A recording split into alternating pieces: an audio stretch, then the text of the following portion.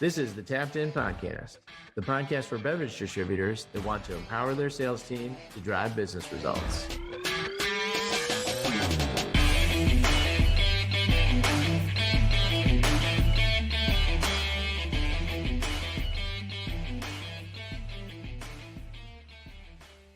Listen up and welcome back to another episode of the Tapped In Sales Podcast, your podcast for beer distributors by beer distributors. I'm your host, Bud, here with a couple of good guys, one newbie. We'll get to him in a minute, but we got Magic Mike, Moneyball Ross, and then we've got the mythical Matt Steinke from Go Brewing in the house as well. Matthew, it is great to have you. A lot of people don't know this about Matt, but any bad habits that Matt has in the market, or if you're working with him, is all from the Atlas Sales clan. I was just a ball of clay until I met the team at Atlas. They molded me. Matt was a former AB guy and was a district manager in the Atlas market for the better part, like 4 years, right, Matt? Yeah, a little short of 3 years, I think, in Michigan, but they're some of my fondest memories, no doubt. Some of your fondest memories. Ours too, Matt. Ours too. Well, and if anybody's listening and knows you well and loves you and wants to have dirt on you and needs to bend your ear over something and is a distributor, feel free to reach out to Mike and I. We have mutually destructive content that we might be able to share depending on the needs and the scenario. You might have a few photos lingering around from some late nights at the balloon festival. None of them will make it out today, No, though, Mikey. none of them. None of them today. Not on this sacred podcast. The truth of that is that terrifies me. That is awesome. I do remember I used to have this curly, I still have curly hair, but I'm old now, but I used to have like these longer curls. And I do remember Tom Hardy, who you both worked with for a long time, putting about 6,000 toothpicks in my hair and shaking them out one night. So that was the night he kidnapped us. That's on the modest side of things, but yeah, that was the night we got kidnapped for about 4 hours. We go way back. Yep. If anybody ever wants the more elaborate cute, or what were they? Toothpick story. Yeah. If anybody wants a more elaborate toothpick story, stop any one of us. We're happy to share one. Incredible. Well, today, Matt, we wanted to get together with you as somebody who's running the sales team at Go Brewing and growing that brand as well across the country. We've got a growing brand on our hands from Go Brewing, and talk about non-alcoholic beer. So it's one of the only categories in the whole beverage alcohol world that is not flat, that is growing, not just growing in terms of new entrants like yourself, Chasing Athletic and Heineken Zero and what they're doing, but also just growing and capturing more and more market share, more and more volume, and more profit in the organizations as well. So for me, what we wanted to kind of get in today with you, and I'll do a little bit of sharing my screen and share the crew if you're on the YouTube, what Go Brewing is, some of your award-winning lineup, and how the business is, coming together and what you're looking at. So give everybody an introduction, Matt, to yourself, and an introduction to Go Brewing and what you're doing right now as well. Yeah, Go Brewing, non-alcoholic craft brewery. We only make non-alcoholic craft beer. We are in the shadow of Chicago in Naperville, Illinois. Just a couple years into our journey, which really starts with our founder, Joe Chura, an entrepreneur at heart, successfully scaled a couple businesses prior, did really well on it. You can look up Joe's story offline. I won't get into great detail on it, but inspiring, just human and successful entrepreneur. But after his previous ventures, he found a program called 75 Hard. Either of you guys ever done? Any of you guys done 75 Hard? I know what it is. I'm not that aggressive to do that. Yeah. So at the root of it, you abstain from alcohol consumption for 75 days. You work out a couple times a day outside. Has to be one of them. You read, you drink water, you change your diet. Well, during that time, he found just this exceptional clarity, right? He describes it as if he had superhuman powers. And it changed his life. But the 4 o'clock itch for a beer, that craving never went away throughout the whole process. And that's when he found non-alcoholic craft beer for the first time. and realized there was limited availability. But his background in the digital and tech space is strong, and knew there was an opportunity in non-alcoholic beer to monetize the product online because of the regulations, right? It's not treated as beer. You can ship direct to consumer. You can build an online brand. So they worked in his garage for a year. He hired a brewer with, he jokes, I'm not making fun of Joe. He jokes all the time. All he knew about beer was that he was good at drinking it, so he put a Facebook post out there to hire a brewer.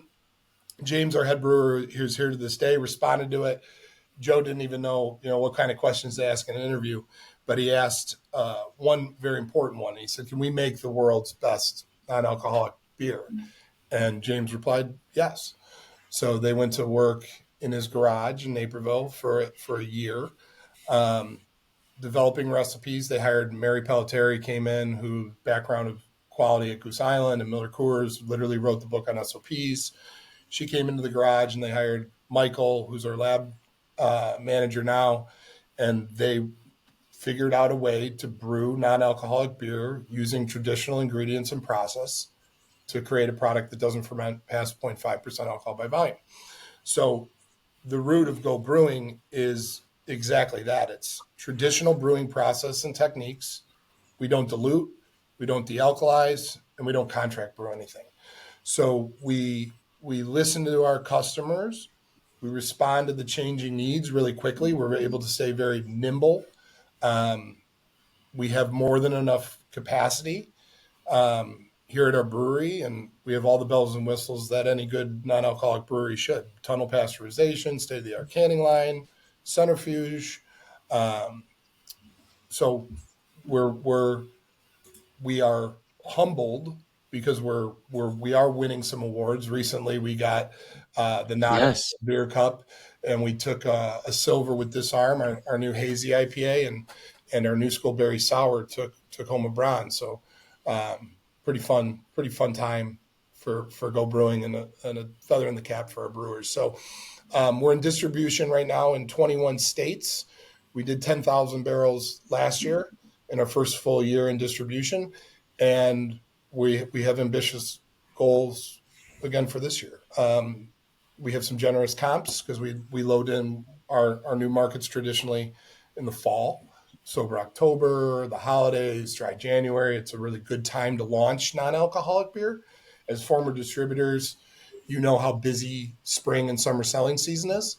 So for non-alc to kind of get its moment to launch with sales reps' attention in the seasonality of O&D is really benefits us, right? So you're kind of not building the 200 case Bud Light displays, launching all your spring innovation that comes from the major breweries. So we can launch ahead of traditional first to market programming, be in for dry January during fall tweaks. So the big bets for this year are California, Texas, and Florida, which we're working on now. We're opening up Southern California this fall. We're working on Northern California now. We're working on contracts in Florida and Texas. Kansas just went green since I sent this to you. So we're off with worldwide in Kansas, statewide, and you can see the puzzle pieces are starting to come together pretty quick.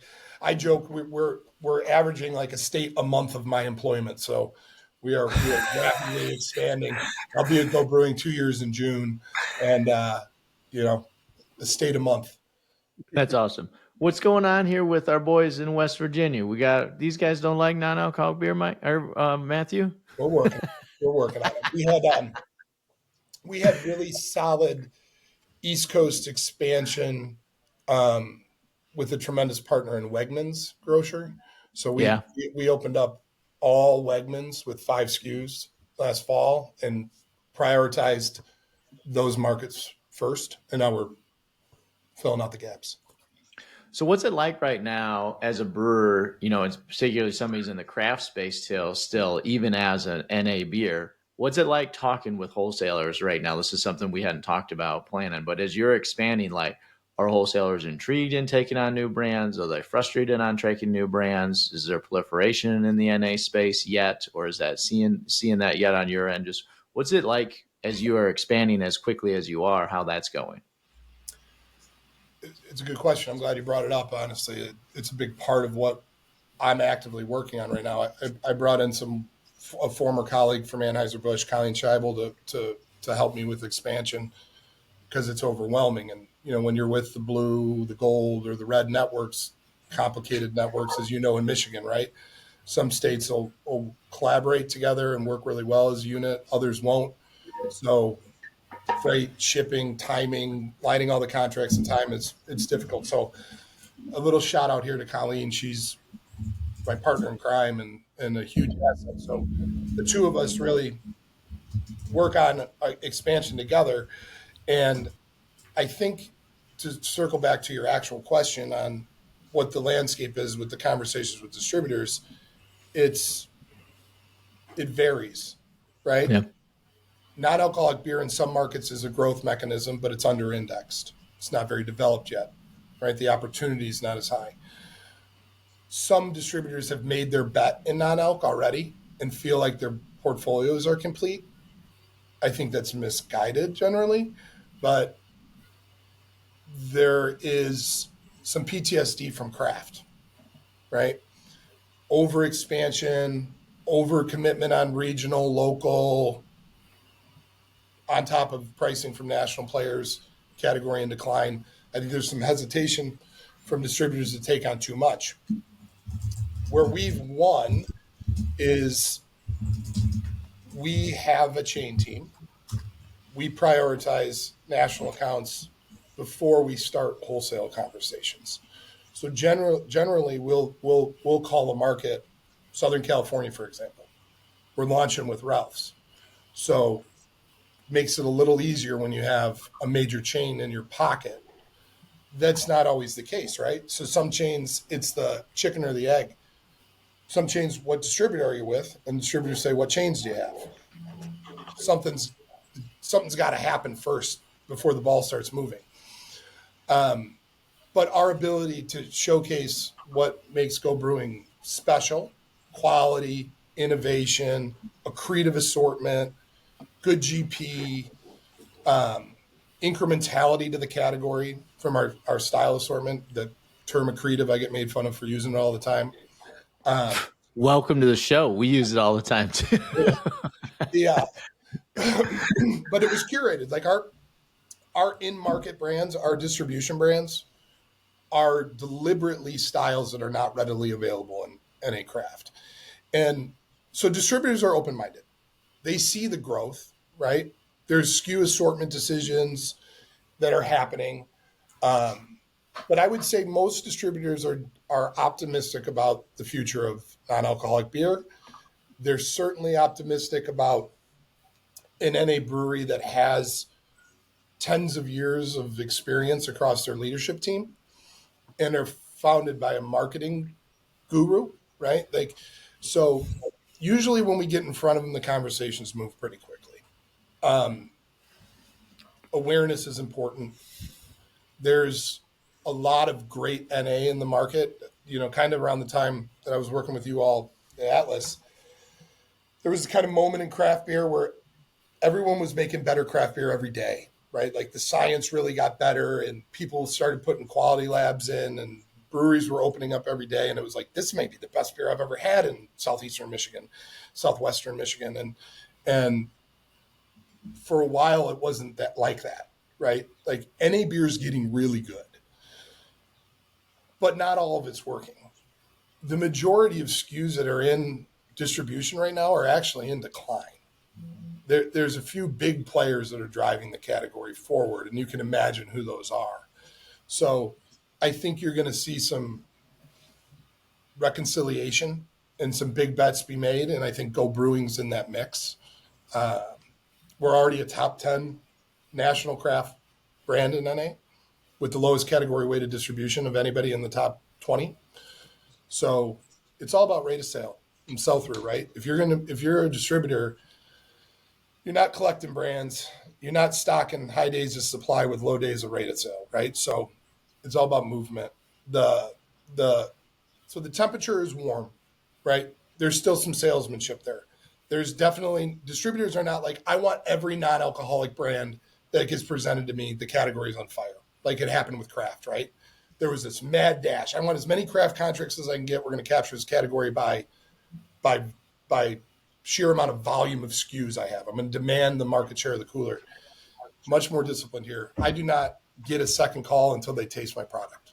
Almost always.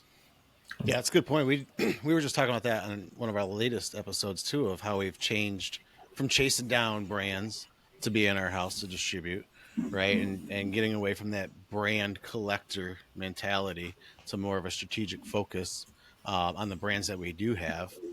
And I guess going back to talking about like the distributors and distributor partners and stuff like that, when you said mostly, or a few of them already have picked their NA portfolio and feel like it's good and don't spot the opportunity. So like getting in their heads to change their mind, right? I mean, NA beer to don't look at it like it's stealing beer or share from alcoholic beer. It's creating share, right?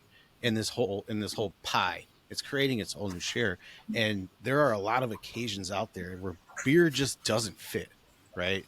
At the office, maybe after a meeting or something like that, in the cooler at the office to have a cold beer, yoga, yoga time, after gym time. I mean, you see it popping up in places where When was the last time you did yoga time, God, Mikey? that's why I didn't even know the name of it, bud. I'm like, what is it called? Like yoga class? Yeah, probably yoga class.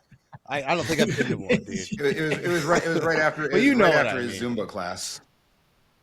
Yeah, and on my I way home could from see the Mike gym, I stop at both. Zumba. That's how I got this amazing physique. But yeah, there's all those occasions of places where beer doesn't fit. But then I feel like there's tremendous opportunity to complement beer too, right? And I've seen it a lot lately. And actually, yesterday I was traveling home from an on-site, and I was in Iowa, and I stopped at this really cool brewery. It was big. Their tap room was amazing. They actually had Delta 9 products there too. But the beer that they carried was only their beer. But they had nope, it wasn't that one. But they had NA beer on the menu. It was athletic, but still at a brewery, right? NA beer on the menu is an amazing opportunity, because here we are at a brewery. We want to fit in. We want to have a beer. Maybe we don't want to get intoxicated. Maybe we don't want to feel drunk. There's so many of those opportunities as far as like concerts, I think of festivals. So long story short, there's untapped opportunities, and being creative with brands like Go Brewing. How do you get that? Like, what's the playbook for the distributors? How do you plan for that? How do you get them to see those opportunities with NA beer? Yeah, I think education's important because when I first started at Go, I would joke often that we did a test group, a surveyed panel, and the aging craft consumer is choosing moderation. Not everyone's sober because it gets harder to drink 8% beers sessionably or even at all, when you're waking up with kids or changing lifestyle. And like the craft consumer is like defined in a generation that I think I came up in, right? Started in this industry at 21. I'm 43 now. But the joke is the audience that we surveyed was one person, and it was me. But like I love beer. I love the way beer tastes, but my habits have changed. I practice way more moderation. I'm not sober, but I don't want to drink some of your father's NA that's out there because that's not the beer I even choose to drink if I'm drinking leaded beer. So the emergence of quality craft flavors and styles is changing the game, because now when I crave an IPA and I just want to have one, I just have a story, double IPA from Go. And now my brain doesn't have that alcohol in it telling me I need 2 or 3 or 4 to keep this thing going. And to your point, Mike, about like breweries, if I want to responsibly have a couple beers, but I want to drive and I need to have non-alcoholic beer for the ritual and the atmosphere, my brain is being tricked, right? I'm not compromising flavor. So we know moderation is real. We know hybrid drinking is real. Consumers now are drinking alcohol, non-alcoholic, Delta 9, adaptogenic beverages, electrolyte waters that are high in sodium, hop waters. Oh, they're all over the place. So how do you find them? How do you interact with them? Well, we can do that before we launch a market with our DTC business. We know who's shopping our beer. We know their demographics. We post survey data to them.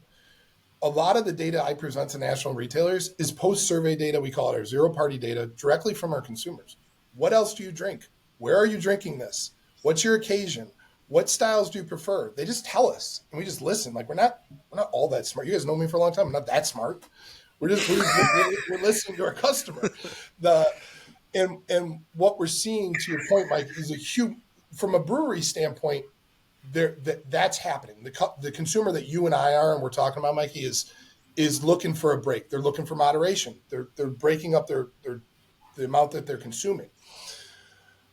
Breweries don't typically make their own NAs because buying a de-alkalizer is an expensive piece of equipment. It's huge. Buying a tunnel pasteurizer takes up a ton of the real estate. It's expensive. Or you contract it, and then you don't manage your own product in your own brewery, right? And you lose control of it. So brands like us are finding a great opportunity in brew pubs, local breweries. And it's like 4X versus an on-menu, on-premise rate of sale because the audience is real. But we're seeing a lot of post-race consumption, recovery behavior, post-workout, in the office, during the workday. Our tap room during the summer is full of people that are on a Zoom call with a flight in front of them, just drinking guilt-free, enjoying a beautiful day, That's consuming amazing. flavors. And it's pretty awesome. So we learn from our customer online. We share those insights. And then that's how we advertise too, right? We advertise to an active audience. And we get pretty good results. That's awesome. Yeah. So much opportunity out there, right? Yep. The NA opportunity is largely untapped. It's still, in most major retailers, it's still undersized, largely warm, a lot of warm set, right? Cold box coolers are harder to penetrate just from the sheer rate of sale and the market share side of it. I like to not include C-store data when I talk because convenience hasn't really involved NA and it makes it look smaller than it is. So if you hear me start throwing numbers around, I'm usually talking food. You don't think 19.2's NA is ready to rock and roll?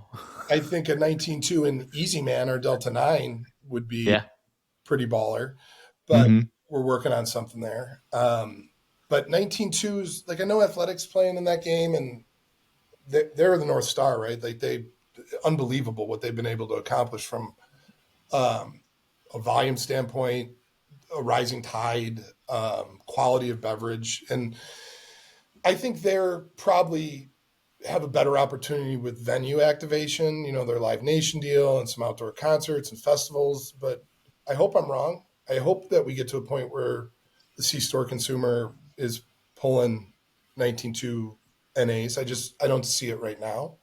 We're not there yet. But on-premise opportunity is massive. Most retailers are only offering a singular option. I have a Heineken Zero. Heineken Zero is awesome. Guinness Zero is awesome. Athletic is awesome. But does that mean I automatically want a stout with my food option? I might be in the mood for a Pilsner or an IPA or, a sour. And back of bar space is tight. But the on-premise people that get it, internally we call it a guiltless pleasure menu. We've got like custom menu inserts and stuff. When you put it on menu and you promote the options, it's accretive. I was going to drink water. I was going to have a tonic with a lime. Oh, they've got all these wonderful options. I am going to have a new school berry sour. That blueberry and strawberry sounds delicious with what I'm ordering for dinner. And the on menu increase in rate of sale, there's data out on it. I'm not exactly sure on this, but I think it's 3X. 3X is the number that's popping around in my head for NA beer sales on menu versus not on menu. Awareness is everything. because I think the NA consumer is conditioned to be told they don't carry it. And it's a shame, but it's a huge opportunity. And I think anyone in the NA community would say the same thing, no matter what brand you represent. So grocery is definitely coming around. It's hard to ignore the trends. So, but yeah, the festival activation, going to concerts, going to street fairs, festivals, a lot of them are just now taking on their first NA partner in their history. I get calls every week. Hey, we're going to open up the NA category. We've been getting a lot of requests for NA. How does this look? How do we do it? How much volume should we plan on? What does it look like to activate?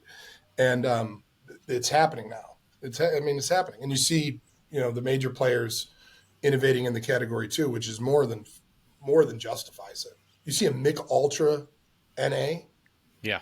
It's here to stay. The opportunity is real. They recognize it.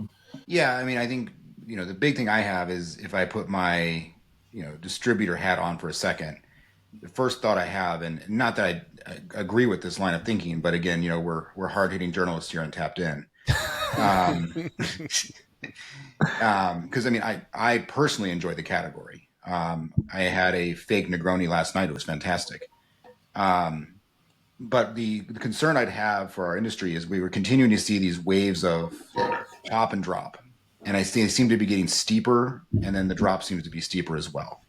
Specifically, let's look at seltzers. There's a lot of capital driven into it. There was a giant run up in that. And yes, the winners are still there, White Claw, Canarchy, but not at the levels that they were at the pop. And anybody that was a late chaser really regretted chasing it. We've seen the same thing kind of happen with teas, where the players, they're established. It is what it is, but now we've seen the drop.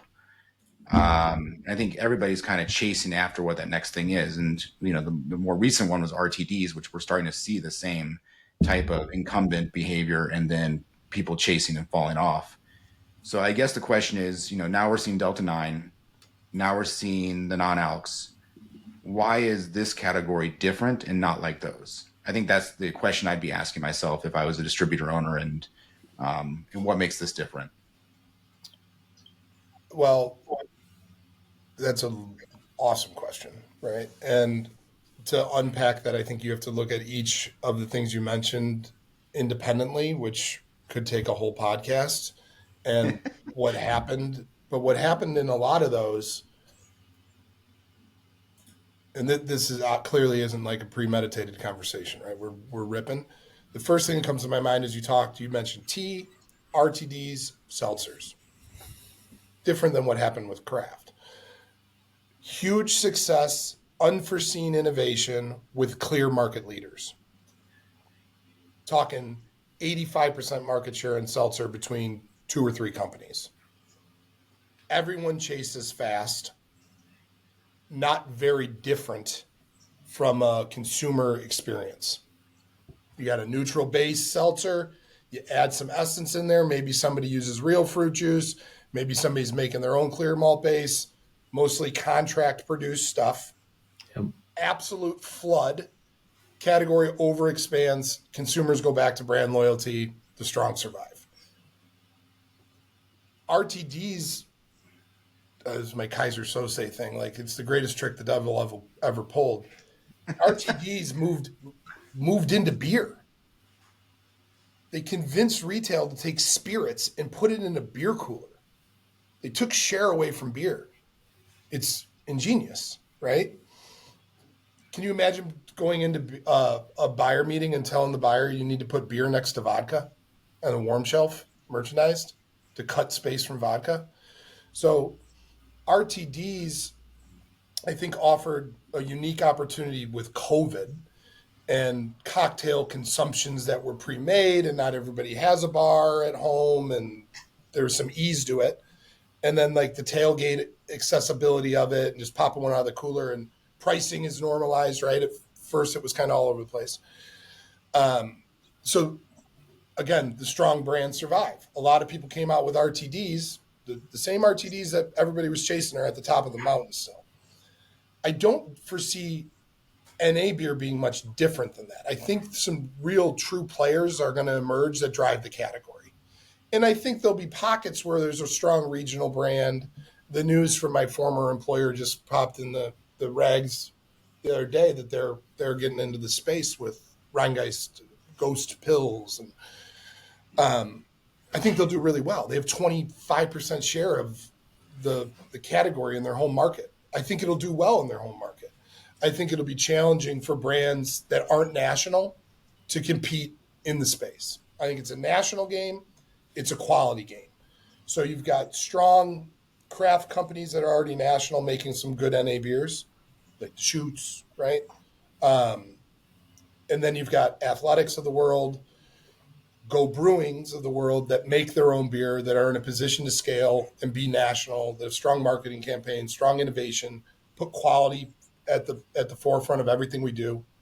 Everything we do is lab tested and approved before it sees the light of day. 3-day quality hold. Lab guy doesn't work for me. It's full autonomy to hold, destroy, dump. If we're at 0.5, we dump it.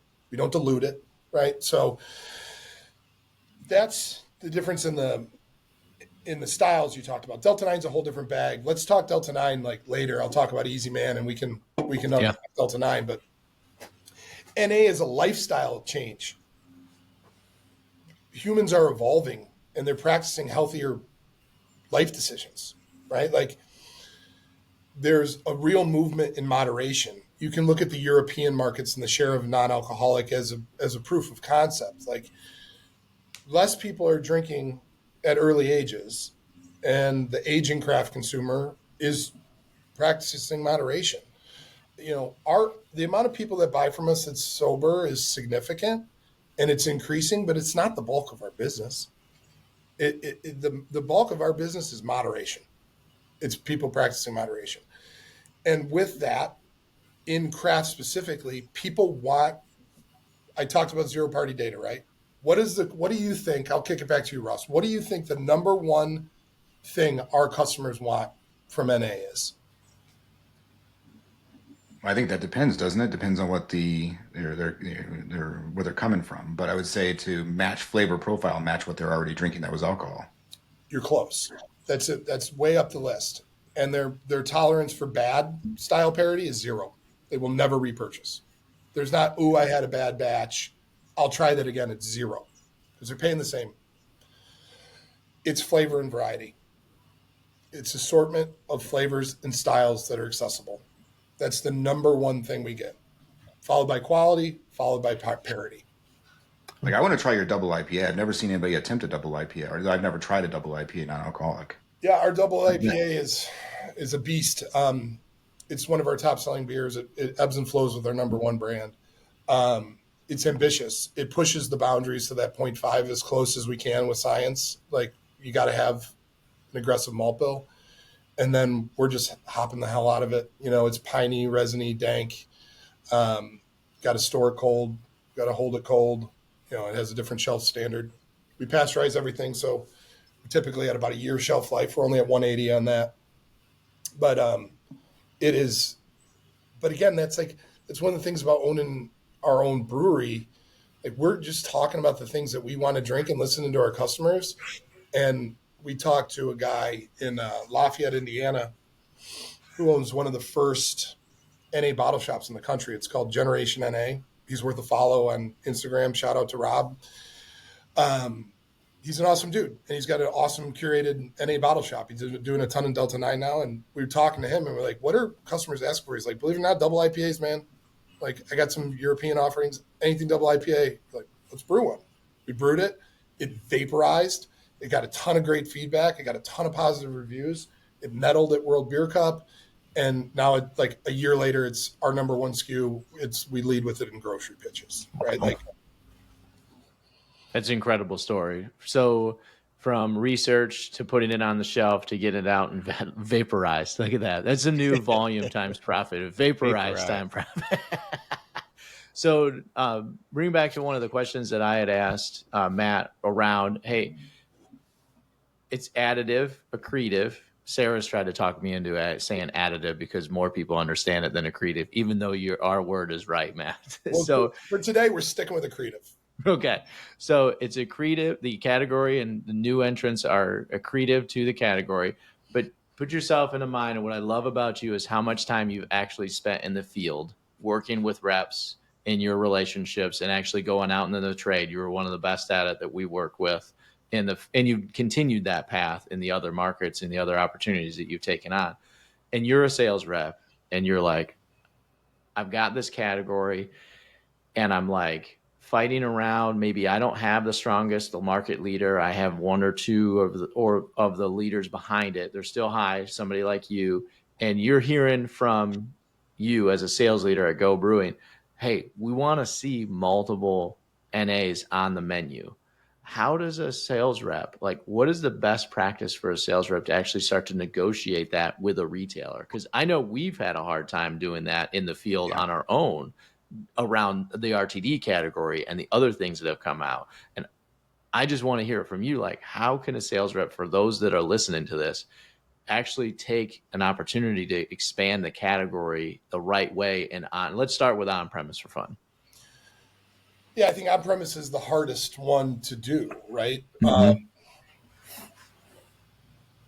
But it starts with menu enhancement and assets that make it easy for them to integrate their menu without additional costs.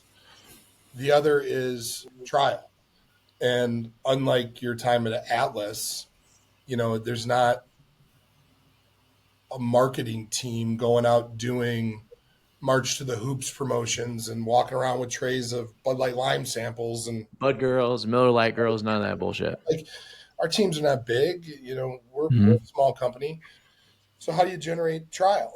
And on my desk is a stack of these right now. And like, here's an example of something we're doing. This is a coaster, right? Your beer's on me. Your beer's on me, but your beer's on me. If you scan it, I can buy your first beer.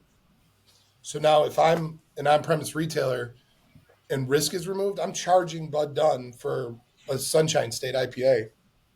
And Go Brewing is willing to reimburse that first trial to the customer. I'm putting that coaster in front of everybody. Last call, final. You want to have a guiltless pleasure? You want to have one more? Here, check out this campaign they're running. Again, you talk about accretive. Now, that's a sale you weren't going to make. It went through the register. The customer stayed a little bit longer. Maybe they order a second batch of wings. Maybe they finish the game, and it adds up. I mean, the on-premise pitch is this does not cannibalize other offerings. If I'm selling you traditional craft IPAs, you can make the argument that I got 10 draft lines. I don't need 5 IPAs. I'm going to sell the IPA I have on tap. That's not the same with NA. You got to have some more styles. But it's not that consumer is going to walk from their beverage purchase if you don't have NA beer there, right? They're going to buy tea or water or tonic water at $2 a glass versus the check ring that's going to go up with the consumption of a couple non-alcoholic craft beers. So there's some education, sampling, awareness, right? The part about like getting people to sit in their bar stool longer is a sales pitch that I had never thought about. Like that alone, if you're in a sales rep listening to this and saying, hey, we can keep people here longer. This is how we're going to do that. This is how you pitch this as a bartender or as a owner of an on-premise. That's an incredible idea in itself right there. If I'm a bartender, I'm putting this in front of everybody before it comes out their tab because I want another $7 beer on the tab and I want my percentage potential tip to increase. But yeah, that pitch came from waiting tables when I was like in college. Yeah. Like I'll not divulge the chain that I worked for, but like average check per guest was like a measured KPI on like a daily shift. And how do you do that? When you get into like the bar area of these places, it's upselling drinks, things that are going to make you stay longer. The beauty of beer with food is like you want to have a beer, pour it in a glass, open your digestive system, you pour it the right way, present it the right way. It makes you want to eat more. And you're going to have a better check ring from food when you're serving it with beer than with water, right? Like, so Yeah, I've always tried to be on the other end of the call. What's important for an on-premise retailer? Maximizing my check size per guest visit. Now, I don't want somebody taking a table of 4 and nursing an NA beer for 6 hours. That's not going to help me monetize my business either. But I definitely want to sell NA beer over water. Yeah. I think this is an important connectivity that we need to make back to our last podcast. We talked a lot about margin percentage, and then margin dollars. And I think the important connection Matt's making here to the on-premise and a decision point that's below us as distributors is our retailers, our customers, or on-premise accounts are making the same decision here. I think what resonated with what he said is that, I'll sit there with my friend that doesn't drink and he'll drink seltzers, soda water. And I think he'd be happy to buy something that was $7 if there was an option. And I'd probably want to be at that account with him longer if he had an option. So I think what we need to realize is that our inbound customers or on-premise accounts are making the same decision we are as distributors, which is they're trying to maximize total dollar turn. Absolutely. And I think the more you as a rep can align yourself with the incentives or the motivations of your customer, the more successful you're going to be. And this is going to be bottom up driven. So I think this is a really important point to dive into and how it connects to what we talked about last week.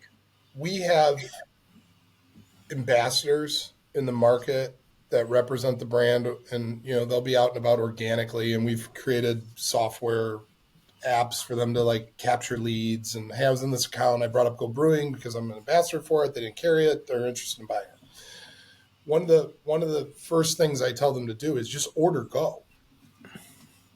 Oh, I don't have it. What do you carry for NA? We have Heineken Zero. Okay. That's that. Now we're in discovery mode. Is the answer I only carry Heineken Zero? Well, now you lost that customer that doesn't want a European Pilsner, import Pilsner in that occasion. And you can start to pull back layers of the onion.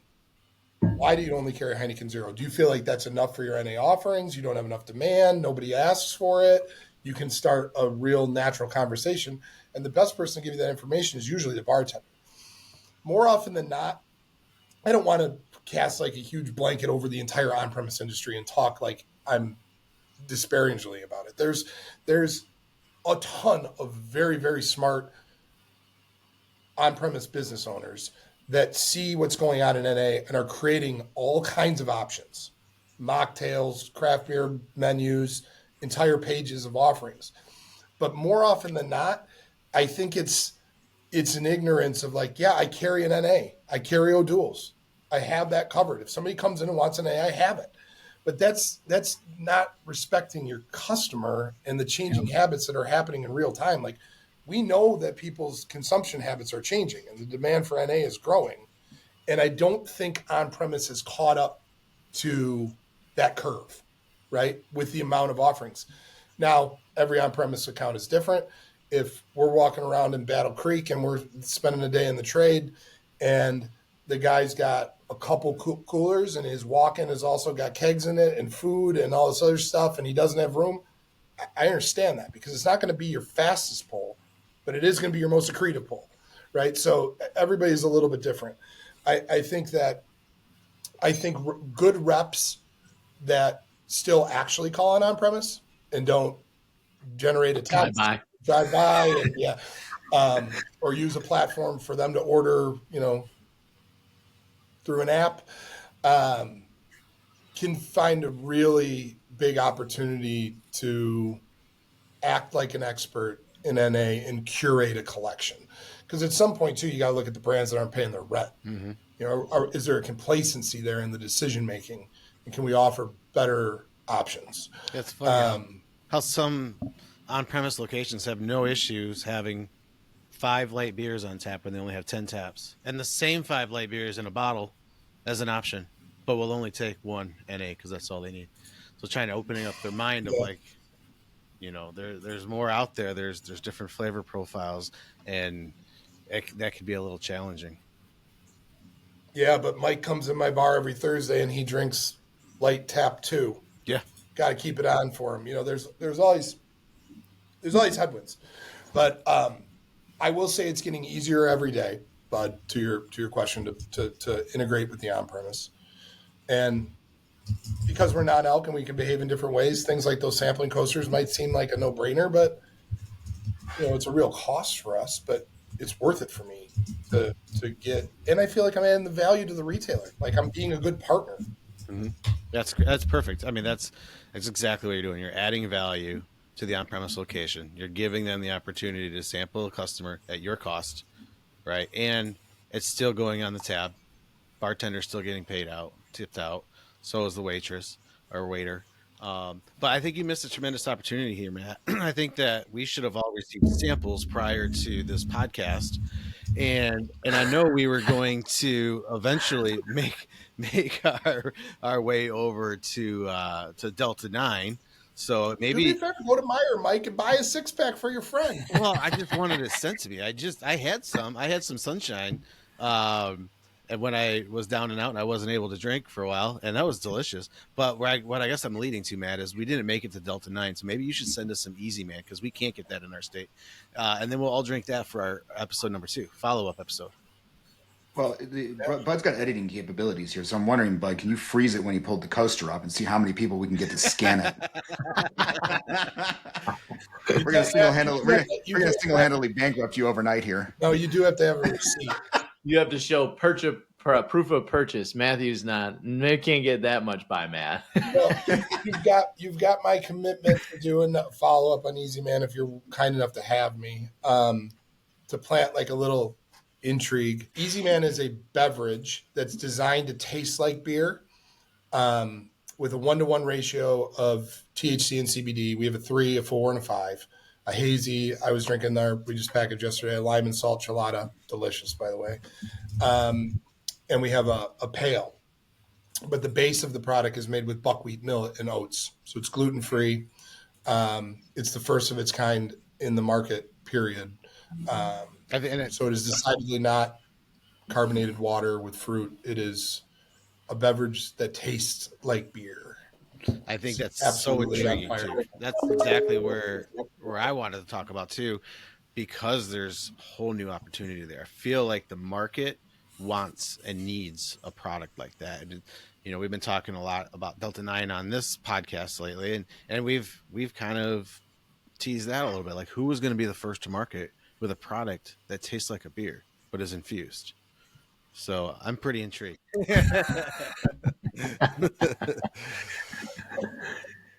I love it. On your new favorite samples, I will absolutely send to you, or come down to Naperville. Yeah. What I want to know, what's the GP per case going to be? That's what I want. Yeah. How profitable is this? That's for podcast number 2. I will tell you, if you talk that GP per case better be accretive too. I mean, we now we're talking about Easy Man, but unlike the other things that are out there, we're still making this product with expensive materials, and it's a labor of love. So, but yeah, I think the GP thing depends on what everyone's looking for right now: regulation, legislation at state level, what taxes are going to be put into the mix, and that's all just a minefield right now. Just a minefield. I want to double click into that, what we were just talking about, because we were on the GP piece. And one of the great things about having Matt on here is his experience, both from an AB background, Rheingeist, and the history of your interactions with distributors on the supplier side. What I'd like is to have, you kind of weigh in on, what advice you'd give to the distributor side. And how they look at things, and on the outside looking in, what would you, if you had one piece of advice to give to distributors, what would it be? From Delta 9? No, it could be Delta 9, or it could be in general. I mean, are you seeing them care about profitability the way you think they should? Would it be better if they thought about things differently? I mean, what do you think? I mean, we're lucky. We work with some really great distributors, right? At Go and at Rheingeist, and obviously, my time at Anheuser-Busch is some of the best supplier distribution partners the supplier could have. I think the numbers are settled in pretty much. My domestic margin is this, my craft margin is this, my import margin. That's pretty safe. They're all within range. I don't think there's any distributors that are like gouging suppliers or driving up PTRs to make it harder to sell, right? Like it's just it all settled out. Like we generally know what the price is going to be at the shelf. And some of the regional craft breweries have brought that down with like hot price promotion and, call it the faux craft movement.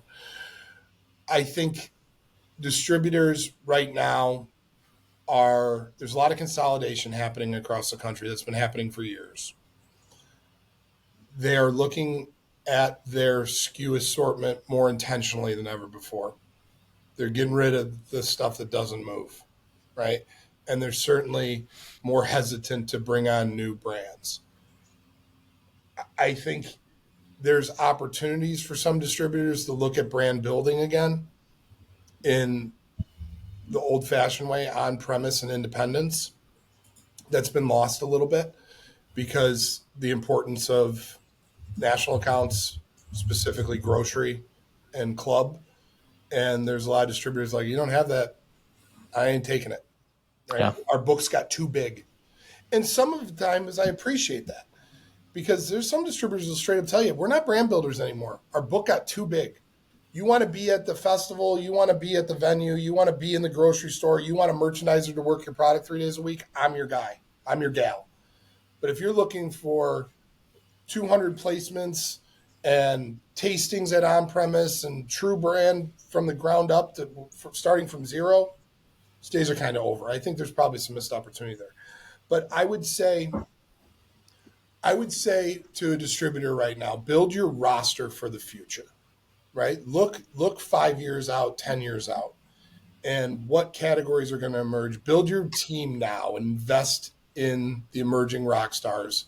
And if you've got an athletic in your book and a Heineken Zero and a whatever, you got a real great start, right? How do you command a full shelf? How do you command 2 shelves? How many shelves of NA do you want your distributor to own? If a retailer has a full door, do you have enough to compete with quality NA to capture 3 shelves, to capture your fair share, right? That's how I would look at every segment.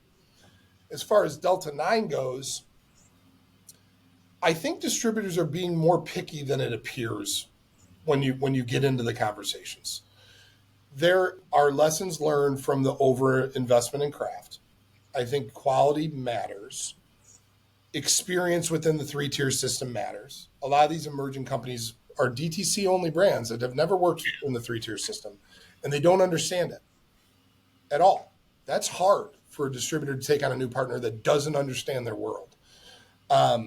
So I would look at quality, profitability, right? It's an emerging category. Everybody wants to make some profit in it. And assortment. What about this is special? What about it is exciting to the customer? Because right now it's a bit of the wild, wild west. And I think people are shopping labels for the first pass. Ooh, this one looks cool. This one looks fun. I like these fruits. And then they may take it home and not enjoy it, and they're never going to go back to that again. So right now it's hard to tell what cream is going to rise to the top. But one thing I know definitively is an entire category can't exist within one style, right? Imagine if total adult beverage was only seltzers. Like, what a weird world that would be. The consumer, as they enter this space, is going to want more flavor and variety, right? And I think that's a matter of time. So I think distributors will need to look at building out their books accordingly.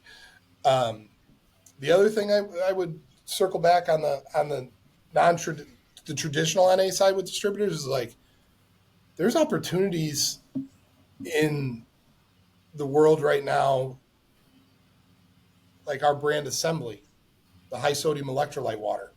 It's doing really well DTC. It's off to a start. Now, I traditionally haven't worked with grocers on the water side, but distributors are building up their non-alc books. You see what happens with Ghost and Monster, like, right? Then sparkling ice water. And their beer distributors are getting good at selling traditional NA. Like, look for non-traditional suppliers like Go. This is a little bit of a self-serving statement, but like in 5 years, Go could be a brewery that brings you world-class award-winning NA and also has subsidiary companies that can bring you the best electrolyte water you've ever had and have a company underneath its umbrella like Easy Man that bring you Delta 9 all with the same truck, all with the same supervision, right? Same leadership. That's pretty appealing to me if I'm a distributor. If I can work with like a jack of all trades, I want that company in my book today because steal something from my boss, Joe Chura, like we're not skating to the puck. We're skating to where the puck's going to be, right? Like we're thinking ahead. We're trying to move the ball downfield. Corporate puns here, but like we're already thinking about our next thing. We're already thinking about 2 years from now and how consumer behaviors are changing. And those if I'm a distributor, those are the people I want in my camp. I want to sit in an ABP and go, oh my God, I didn't think about that. I learned something today. I don't want to be talked at about category trends or brand trends that, guess what, Mr. Supplier? I know. We sell it every day. We didn't need an hour-long meeting to regurgitate trends from the past year because our pricing was out of alignment and we were $1 higher than our competition who ran a BOGO, and we just didn't talk about anything meaningful. I want to sit in rooms with makers, creators, disruptors that are bringing new ideas to my company as well. So I think there's some real power in that. And I'm not just talking about Go. There's a lot of these companies that are emerging in D9 too, right? And non-traditional protein drinks and all kinds of stuff that could add some real value to 3-tier. Well, you're right into what we've been talking about on the podcast there, Matt. It's like a moderation engineering company. Like these are brands and styles of products that you're bringing to the market that are in that moderation wavelength. And going back to the late 90s, early 2000s, when the carbonated soft drink industry was attacked with the sugar tax and all this high fructose corn syrup stuff, and this is bad for you, and look how many grams of sugar there are in. Beer is having that moment right now in no safe level of alcohol and some of the other challenges that they have. And that consumer, as you've said multiple times, is skating to where the puck is in more moderation. And in order for the category to survive and to evolve and to be what carbonated soft drinks has become, because newsflash, they're back growing again, right? Is that they've come up with all these new items that they're selling that are not related to sugar anymore. Well, and the same thing. Yeah, exactly. Yes. Mm-hmm. And then they're new offshoots of a similar product, like what you're doing, like what you're doing with your electrolyte water, like what you're doing with Delta 9. And I would definitely want to sit in a room with somebody who's trying to lead that charge over somebody who is just adding on NA because it's a new NA thing. Like, this is something you're essentially focused as an organization around in moderation and NA beer, but also the water and the Delta 9 too. Much of an edge compared to other suppliers. Not only do I love you, but much of an edge compared to other suppliers too. Well, I think everything you said was well said about the distributor insight. I think everything that was really well said. And I think that the other thing that you said that I think is really important that I'm gravitating towards is nobody can guarantee where the innovation's going. Exactly. And I think you're smart to offer a hedging position to the distributor, which even if it's not Delta 9, maybe it is, maybe it's not. Maybe it's the water. Maybe it's the beer, and maybe it's the innovative stuff that you're coming up with around what you're doing around the Delta 9. Maybe that's the next hot thing. But the nice thing is it's one stop, it's a hedged position. And the other thing too is we talked about the doom loop around these trucks, right? And the more full I can get those trucks, the better I can manage my DOI, and I don't have out of stocks, which then reciprocates additional out of stocks. Yeah. So I think that's really well said in a compelling strategy. Well, it's super fun to talk about this. Like, this has been an easy pod because A, catching up with some old friends, B, Bud's being nice to me and giving me compliments I'm not sure I deserve. But C, we're just shooting the shit about the future of this industry that we love so much. And as you were talking, Ross, it dawned on me, like, why is this moment in time so critical for these emerging categories? Well, for the last decade, we rode craft. Mm-hmm. Yeah. And what drove craft? Hazy IPA, East Coast IPAs. How do we make them? How do we make them at scale? How do we filter? There was always a new thing: cold IPAs, double IPAs, barrel aged stout. Dry IPAs. Exactly. So you've got session IPAs. The craft together would like kind of decide what the next big thing was going to be from the innovation of process. And then somebody would do something cool and everybody would follow it and it'd take 3 years and then it would fizzle and then a new idea would be here. Craft hasn't had a new idea in a while. Yeah. Mm-hmm. Yeah. Right? Like, what's the last one? Everyone's talking craft Pilsner, fine. But if you're going to make craft Pilsner, we all know you got to be priced lower, right? You're going to come down on price because even great craft Consumer doesn't Pilsner, recognize there's that. Consumer doesn't recognize it either. Yeah, there's a ton of macro Pilsners out there that are awesome beers. Craft people don't like to admit it, but they're big beers for a reason. So what's happening now is an emergence of innovation that's category adjacent. And I think we're going to see more of that, displacing the energy these buyers had and distributors had for craft for all these years. So now you got all these craft brand managers that aren't taking on new craft brands. Hey, Mike, I want you working on D9 now, right? Go find me 6 D9 brands. You got 3 months to go to market. Go find me 6 of them. Well, before you couldn't do that because you were tied up in hearing every craft brewer, 10,000 craft brewery pitches on why you should carry them. Yeah, I had Matt And there's Steinke 60 in ounce my four-pack. inbox wanting to talk about ABPs and targets and targeted distribution. And all their BFDs and their 1, 2, 3 project and Mike was barely running the warehouse when I was around. That thing ran on its own. It didn't need me. But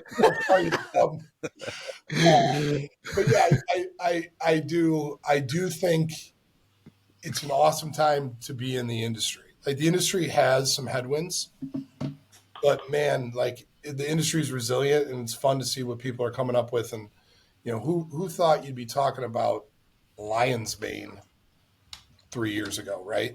And you know what Lion's Mane was, and we talk about it all the time now. So, I think the future of our industry is strong. I think it's going to take some dramatic innovation. Yeah. That's probably hindered by regulation right now. I think more regulation is a good thing. There's also, specific to D9, there's still an embarrassment factor. Like I don't want to be seen in the store buying this. We're all dare kids. Every single one of us on this pod is a dare kid. We grew up just say no. Yeah. I'm just waiting for the psilocybin beer. Let's do that. But dare doesn't even exist anymore. Like your kids, Matt, Mike's kids, like they're not going to go see Dare in school. Didn't they find out that Dare actually was like counterproductive? It actually like taught kids potentially, yeah. Ross's girls. I think I still have the Dare ruler somewhere on my desk here. Actually, I think I still have it. Just like the three of you all have kids. Like your kids are probably never going to hear that word, but we grew up with it, and like it's still in our stigma. So that overhanging is still there. And you're right, Matt. Like that innovation is going to come. And it's going to be innovation from products, but also innovation from consumer perspective and willingness to, try new things and willingness to, get out on a limb on some of these things as well. So, but that's happening. Like that is organically happening right now for sure. Yeah. So Matt, anything else to kind of take us out here? How do people find you? People are interested in talking more. You're going to do some expansion states later this year. Where do they hunt you down? Where do they come find you? How do they learn more about Go Brewing, all that good stuff, and all the cool things you're working on? Yeah, gobrewing.com. Check out the Beer Finder. It's a great resource. We update it every week. We're in most major markets that we're in. We're in major retail. We're Meijer, Jewel Osco, Kroger stores, Giant Eagle. You can find us out there. If you can't find us out there, send us an email at sales@GoBrewing and let us know where you're requesting it, and we'll do our best to get it there. And then drinkeasyman.com on the Delta 9 side is a good resource to start. They're fun web pages to tool around on anyways. But yeah, that's the easiest path forward there. But I'm grateful for the opportunity to chat with you guys today. Thank you very much for taking the time to talk about any beer and Go Brewing and catch up a little bit. It's been fun. We love having you on, Matt. You did a great job today. We really appreciate it. So if you like what we're doing here as a listener, hit that subscribe button.